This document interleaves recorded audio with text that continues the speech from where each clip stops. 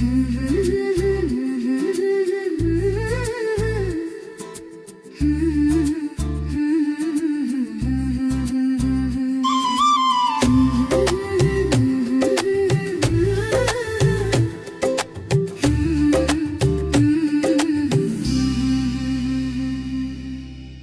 संग ही संसार लगे मोला प्यारा, तोर बिना हर खुशी लागे बेसहारा। तोर संग ही संसार लगे मोला प्यारा, तोर हंसी माँ बस गे मोर जीवन सारा। हाँ हाँ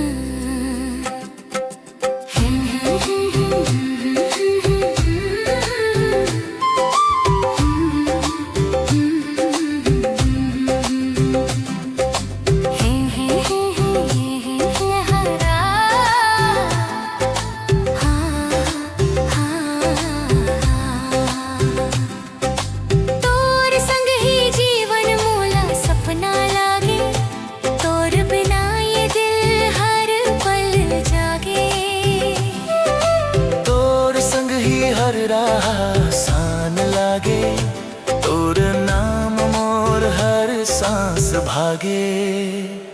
तोर चाल मबाहे जैसे नदिया के धार, तोर बात में मीठास गुड़ जैसे प्यार।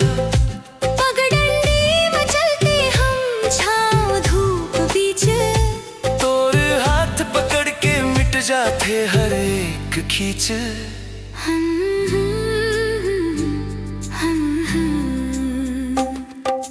तोर नजर में मोर पूरा जहान दिखे, तोर संग हर दुख भी मुस्कान लिखे।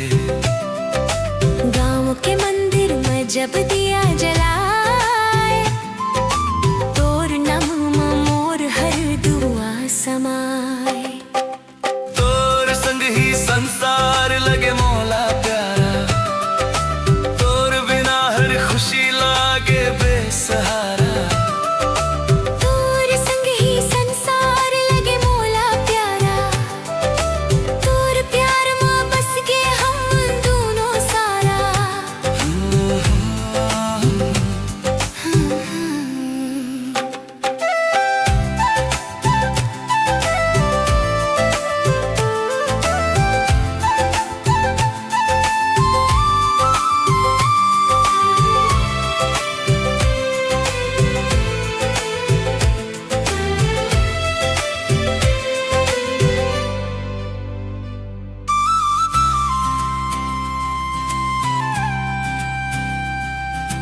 बरखा गिरे हम छिप जावन पेड़ तले, तोर हंसी सुन मोर दिल नाचे छम छम करे।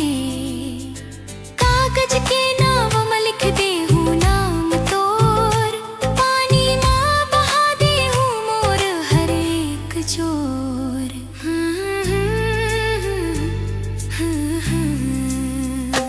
तोर चूड़ी के आवाज में संगीत बजे, तोर हर बात में मोर सपना सजे।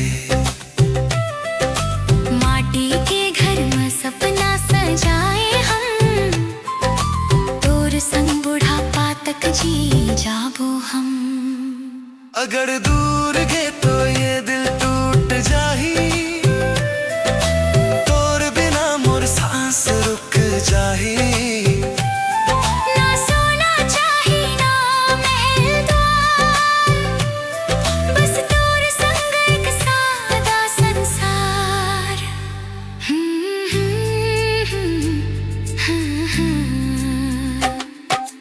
तोर नाम में लिख गे मोर तकदीर, तोर बिना मोर दुनिया अधूरी तस्वीर। संदूर बन के रोरे गंगक सज जो।